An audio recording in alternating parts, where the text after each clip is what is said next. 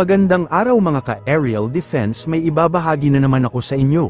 Dahil ngayong araw na ito ay may pag-uusapan tayo tungkol sa depensa, Pilipinas nagsagawa ng daan-daang patrol mission sa West Philippine Sea, supply mission na kalusot sa China.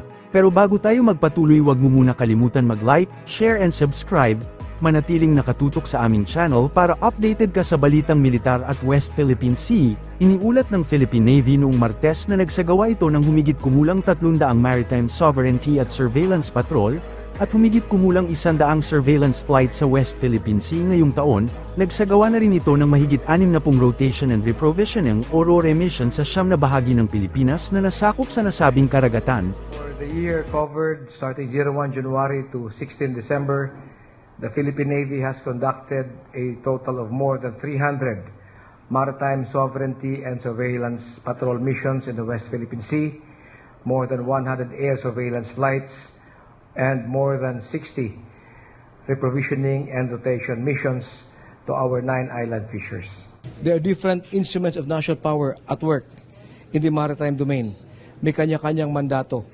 The mandate of the Philippine Navy, we have exceeded our targets for this year, not only the Navy but also the Air Force, through Western Command and Northern Luzon Command. We have performed more than 500 total maritime surveillance, maritime sovereignty patrols, air surveillance flights. Guidance of the Commander-in-Chief has been very clear. It needs no further elaboration. All our actions should be within the bounds of international law, should be non-escalatory, should support the 2016 Arbitral Tribunal ruling. The AFP has never left the area. Tayo ay naandyan. Mandato natin tiyakin ang integridad ng ating teritoryo. Different patrol plans on sea and air are being conducted by Northern Luzon Command and Western Command. Other government agencies are also in the maritime domain performing their respective functions.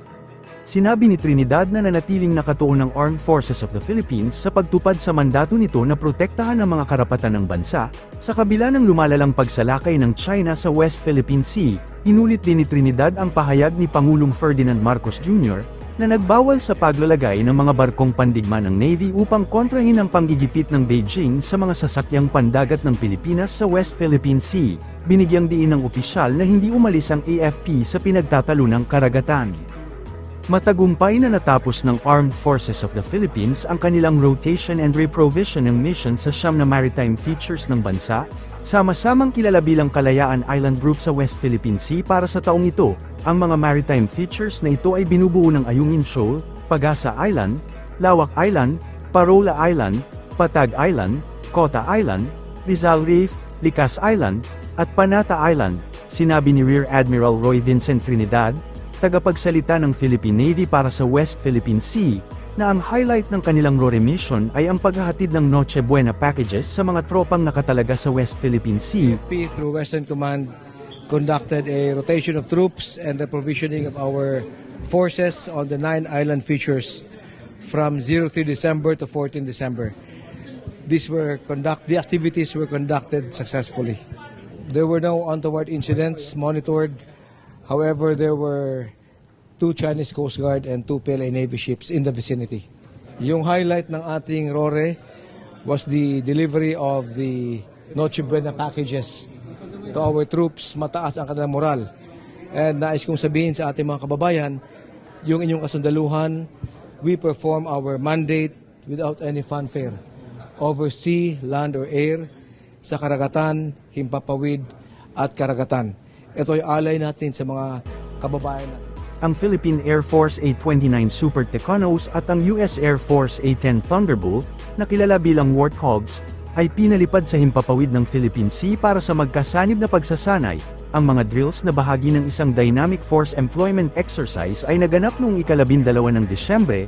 Lumahok sa mga pagsasanay ang isang Nevada Air National Guard C-130H-3 Hercules. Hindi bababa sa 4 na A-10 Thunderbolt na nakatalaga sa 25th Fighter Squadron ang lumapag sa Clark Air Base sa Pampanga noong ika-6 ng Disyembre, para sa pinagsamang pagsasanay sa mga katapat ng Philippine Air Force hanggang ika-15 ng Disyembre.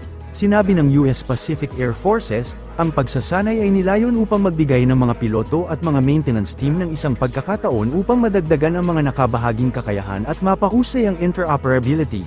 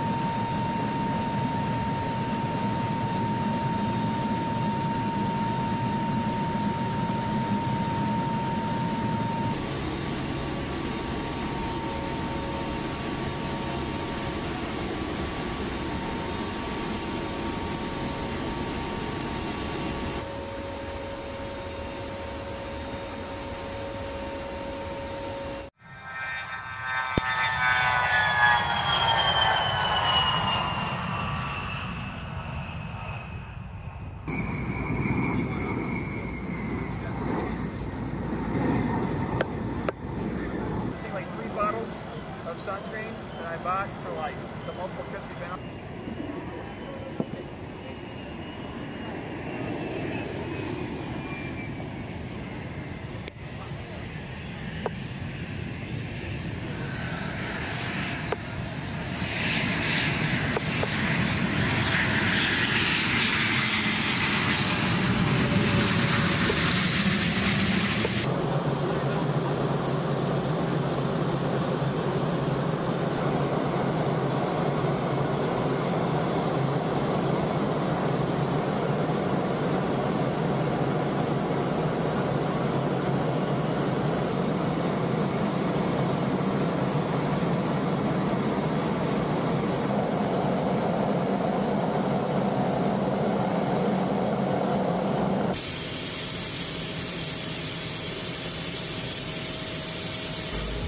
Para sa mas madaming update tungkol sa ating depensa, paki-follow at like muna ng aming page na nasa description na ang link.